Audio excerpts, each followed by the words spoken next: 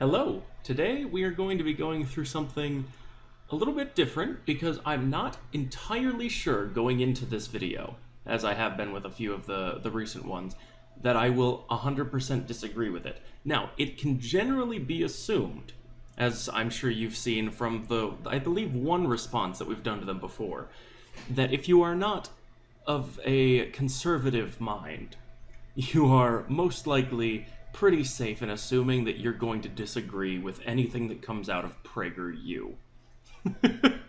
That's pretty much something that is pretty safe to assume. This newest video from PragerU that came out yesterday, I believe, from when I'm recording this, is It's Time to Grow Up, which I'm assuming is something I'm going to be able to find quite a few issues with as far as what they think people need to be doing to grow up.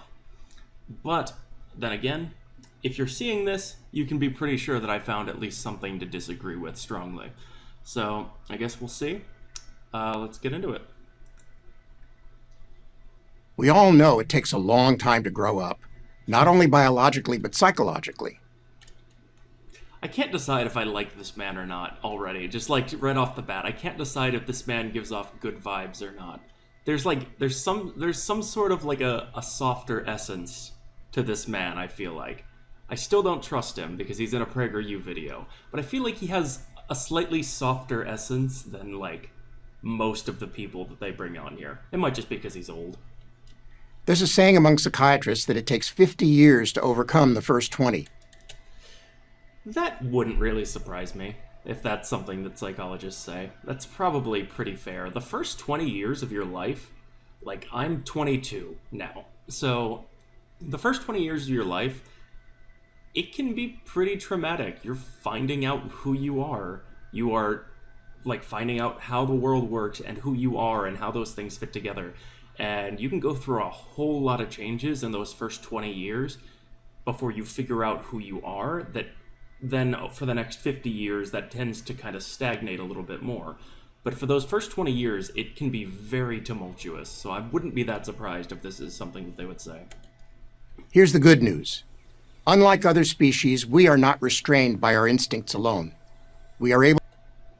Depending on who you ask. I mean, a lot of what we do is very much dependent on our instincts, a lot of the decisions we make, and a lot of the underlying reasons behind why we make the decisions we do are probably pretty decently tied back into our biology. But, I mean, I'm not entirely sure how PragerU feels about evolution, but I know a lot of conservatives would kind of write that off, so I don't know.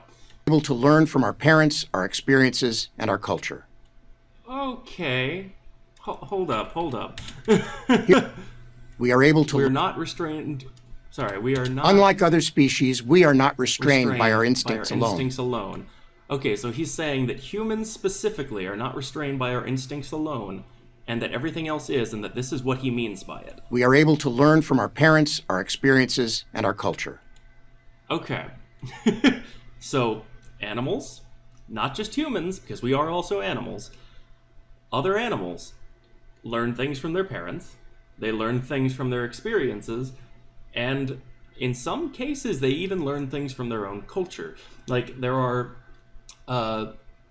it's not necessarily very common, but there are definitely instances of certain, especially primates, learning how to use simple tools in some sense. Like, there are orangutans in that sort of region where they live, where if they find soap, like, there are some who have learned to use soap, and then they pass that on to their young, which, I mean, would also be considered, like, learning from your parents, but, I mean, there's kind of a bit of an overlap between that and the culture, which, I mean, granted, I know a lot of conservatives especially would never attribute some sort of culture to anything that is not human, but it's not impossible for other creatures to learn these other ways. So by this definition, not very many animals are actually restrained to just their instincts. At least not as far as I've ever seen. Here's the bad news. I mean, if you've had, like, pets, like dogs, like, it's not just their instincts. Like, it's not their instinct to like come to you when you call their name. That's something they learn from you. That's not, yeah, this is not something that is explicitly like specific to humans. I'm not sure why they felt the need to say that. Nobody matures without effort. It doesn't happen naturally. It takes a lot of hard work. Hello, Stephen. Yeah, that's probably true. But what does it mean to be mature? Mature. Good question. I don't like that. I don't like mature. I had a teacher back in middle school who always talked about maturity, and that was I don't know, never sat quite right with me. So let's answer it. I have identified 5 characteristics of maturity. If you work to possess them all, you will have a happier, deeper, and more productive life. That's quite the guarantee there. You will have a happier... If you work to possess them all, you will have a happier, deeper, and more productive life. If you master these 5, you will have a happier, more productive life. Okay, let's see about 1. Taking control. I'm not surprised that the first thing on a conservative sort of think tank for the ways to mature is taking control, because that's a thing that they like to fall back on a lot. We'll see exactly where they go with this. Of course, you had no choice what era you were born in, or where you were born, or who your parents are. But with each year of childhood, you attain more and more capacity to chart your own course. That's true. However, a lot of times there are barriers that you can't just like take control, pull yourself up by your bootstraps and overcome. Like that's not something that all people can just do. Like a lot of like people's circumstances are very varied. Like your socioeconomic status can affect so much about you when you are growing up, and like the kind of person you become as you grow up and as you mature. And a lot of that is because there are barriers that you can't just like pick up and move past very easily. Yes, society and fate play a role, but cultivating your ability and willingness to make your own decisions expands your ability to influence how your life unfolds. I agree. And I think a lot of what this video and my issues with it are going to be is not so much explicitly what is being said, because I think a lot of what is explicitly being said is going to be pretty decent advice.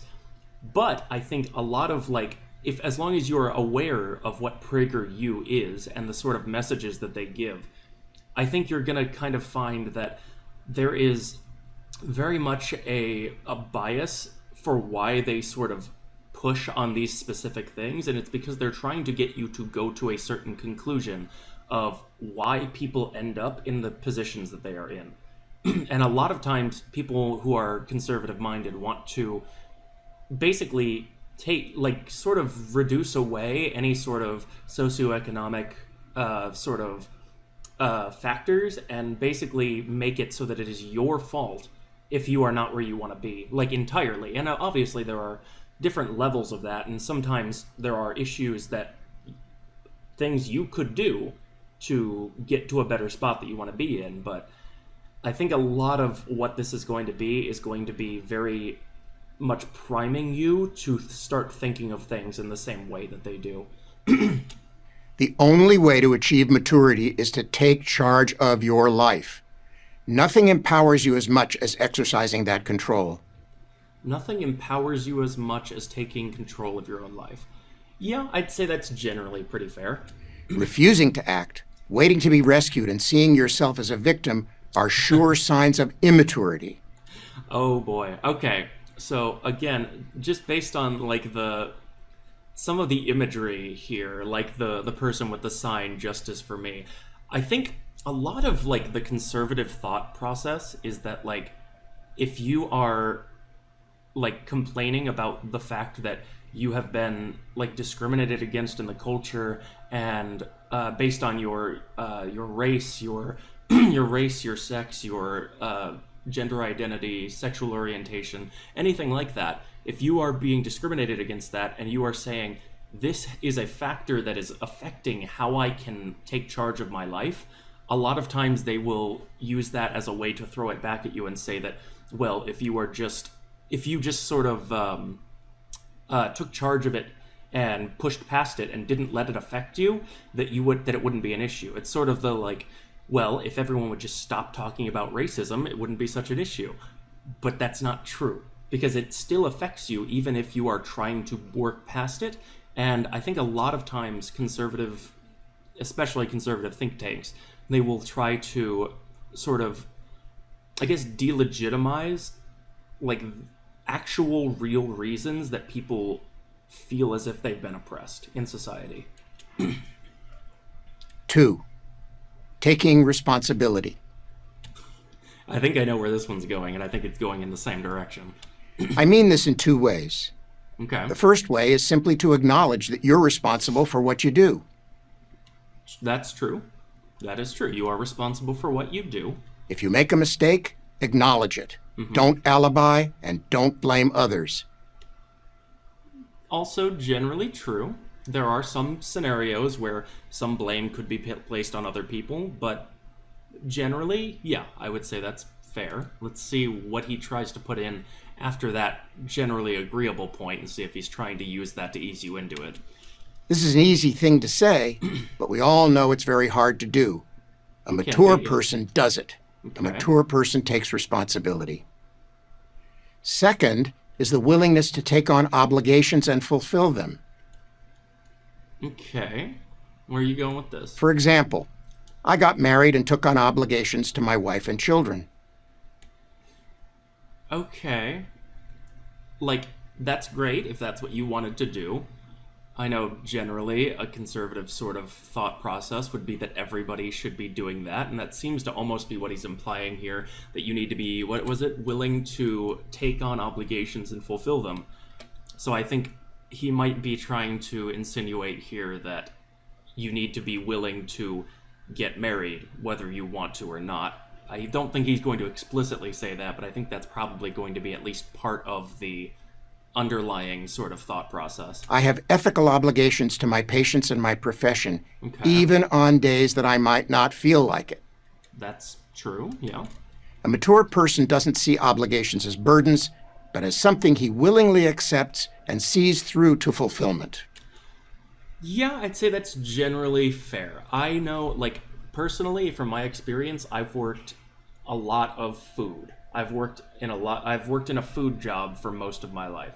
And one of the things that I found that I had that a lot of people that I worked with just did not have, and a main reason why I didn't get along with a lot of the people that I worked with, was because if I was committed to working at this place, I was going to take on the responsibility that meant. If I was scheduled, I was going to be there, whether I felt like it or not, whether I would rather be doing something else or not, because nobody wants to be at work. But I was going to be there when I was expected to be there. And then oftentimes there would be people, generally they were younger, sometimes not. I generally had a little bit more of an understanding for the younger ones. I wish that they would sort of understand that having a job sort of is a responsibility in and of itself that you need to be, at least in some capacity, committed to, as much as I think we should be moving past the need for that. But I think it was a lot easier for me to forgive them when they were younger as opposed to when they were older. And I think a lot of that does just happen to fall back on, like, the maturity of the person who is taking on the responsibility and whether they are willing to actually follow through with it. So I don't necessarily have any issue with this. This generally holds true in my experience, at least. I feel like that is not how something's wrong with those hands. Like, am I wrong? Something is wrong here. Maybe are these backwards? No? Something just looks very wrong with the way these are holding on to this. I'm not sure who's responsible for that, but that is something else. 3. Containing emotions. Okay. Containing emotions. I would never suggest that you should ignore your emotions. I would hope not. You are a psychologist or psychiatrist, one of the two. I would hope you're not telling us that. But you have to learn to contain them. Immature people lash out at their boss or their coworker if something doesn't go their way. I mean, yeah, generally something you should do, sort of shy away from doing. You shouldn't be letting your emotions get the better of you in that Or sort of argue with their sense. spouse when they come home, or Yeah. turn to alcohol or drugs because of a rough day.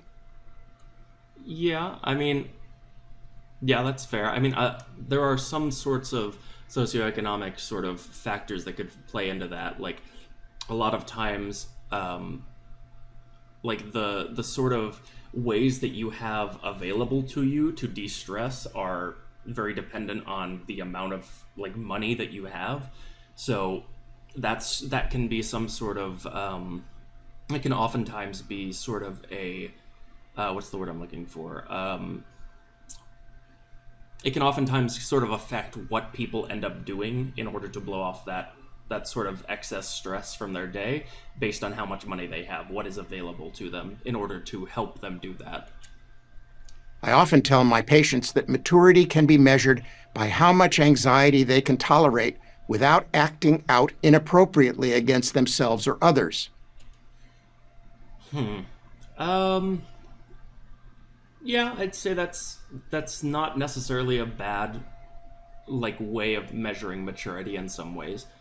Yeah, how much anxiety they can tolerate without acting out inappropriately against themselves and others.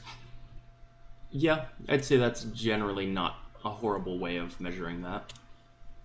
Mature people express their emotions in the right place, at the right time, in the right way. Okay. We are emotional beings, but we should never let go of the steering wheel. That is, we need to learn how and when to contain our emotions. Okay. 4. I won't fight Having it. perspective. Granted, there is generally sort of a tendency within conservative circles to push emotions away and to not acknowledge them, but then again, I think that's sort of a discussion for another day. I don't think he was necessarily getting into that. Having perspective. An immature teenager will regard a pimple as a catastrophic eruption of Mount Vesuvius, or will regard rejection by a girlfriend or boyfriend as the end of the world. Maturity comes from putting disappointments into perspective. Yeah, I'd say that's fair. Maturity comes from putting disappointments into perspective. Yeah, I think with maturity definitely comes a change in the understanding of what is important and what is not. And that sort of evolves as you get older and as you kind of gain more experience in life. So I guess there is definitely some sort of correlative factor there. The reason we forgive a teenager's overreaction is because we understand it's probably the first time it's happened. But life's disappointments don't stop when you turn 21, far from it. Disappointments of every variety, great and small, happen throughout life. The mature person learns from them and gets stronger each time he recovers. That's true. I mean, again, this is one of those things where, like, what he's explicitly saying is true. I think what he's saying is decent, but I think oftentimes, from a conservative sort of standpoint, if you are like putting things into perspective the way he's talking about, I think a lot of conservatives would oftentimes use this sort of thing to sort of discredit and take away from legitimate things that like legitimate problems for some people that don't affect them and that maybe like you experience some sort of discrimination based on your race but you are well off financially. Like I think a lot of sort of conservative people would sort of view that as, well, yeah, you may have some sort of discrimination based on that, but you're wealthy, you're fine, it shouldn't affect you that much. And I think oftentimes the perspective of different people can be pretty varied based on what is important to them, and I think a lot of times that sort of gets lost between different people. This kind of mature thinking is best expressed in the famous advice given to King Solomon. Oh boy, it's the Bible. This too shall pass. This too shall pass.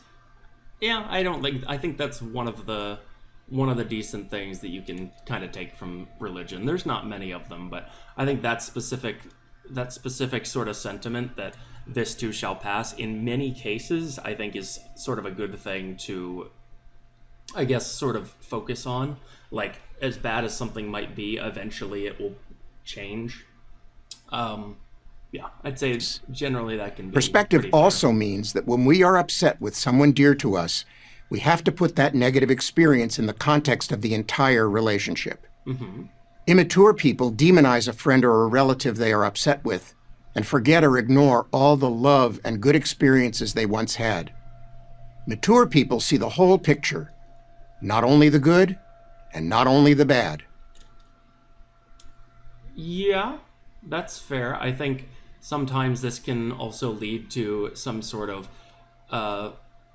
thought of like something that is bad that is actually like warranted in your mind as one of the people involved in the relationship, of like, if it is something that is bad enough that you can't really see the good anymore. I think there's also sort of a tendency, again, we keep going back to this, of like sort of letting things go that don't necessarily don't deserve or need to be let go. I think there's some sort of a tendency in conservative circles to try and get into something and to stick with it regardless of whether it's good for you, whether it's a relationship or a job or something like that. It's oftentimes sort of an idea of ignoring the bad and focusing on the good, which, I don't know, I think sort of plays into this a little bit. 5. Achieving deep understanding. Okay. This takes the concept of empathy to a higher level. Beyond tuning into another's feelings, this is about comprehending the ways in which another's ideas and behaviors make sense to them. Which I generally I don't see a whole lot of from the conservative side, but okay. You don't have to agree with that person, but you need to be able to get inside their thinking. You need to understand why they believe what they believe. Yeah, that's true. Like, a lot of times, a lot of conservative sorts of understandings and sort of perspectives ultimately stem from like an emotional sort of core feeling that maybe it is a way that they feel about a certain group of people, or a way that they feel about something, like some specific thing that like hits them emotionally in a certain way that then sort of builds up all of their other sort of their other thought processes around that, and that can sort of lead to an issue where if you can get at that emotional core, you can kind of help to dissect why they feel the way they do. A good way to do this is to repeat what a person has said back to them. Is this what you meant? If they say, yes, it is, then you know, and they know, that you've reached a deeper understanding. This kind of understanding, by the way, is indispensable to achieving true intimacy. Yeah, I'd say that's generally true. You have to sort of understand, if you're going to be like intimate with another person, if you are going to share a life with another person, you generally want to understand how their mind works enough that if they are feeling a certain way and they express that to you, you can kind of understand why they might be feeling that way. It explains why the mature person is able to have more intimate relationships than the immature person ever will. Taking control, taking responsibility, containing your emotions, having perspective, achieving deep understanding. These are 5 characteristics of maturity. Together, they can lead you to a deeper and happier life. I'm Dr. Stephen Marmer, psychiatrist, UCLA School of Medicine, for Prager University. Okay. Overall, I mean, most of it is a whole lot of in explicitly what is being said, it's not bad advice. But I think a lot of it falls prey to the idea that there is a bias as to why an organization like PragerU is trying to instill some of these things in people. And a lot of times it's because these are the sorts of things that they use to invalidate people that are not the same as them. They use this to invalidate a lot of struggles that specific groups of people end up facing. they boil it down to, well, you should just be trying harder, and maybe if you just take control of this aspect of your life, then it shouldn't affect you, and this sort of thing. And I think it's I don't think that this video is as harmful as some other PragerU videos that I've seen, but I think that for people who don't understand like the bias that an organization like PragerU has, I think this sort of video is one that could sort of prime people to see the world in a way that conservative people do, so that they can then instill other values in them based on those baseline things that aren't necessarily things that people would disagree with, so that they can build off of that sort of shared understanding to make them understand their sort of, or make them see similarly to them on other things that they might initially have sort of a negative reaction to. But yeah, overall, I'd say there's enough here that we could sort of talk about, that I think this is worth putting out. So, congratulations, you got to see it.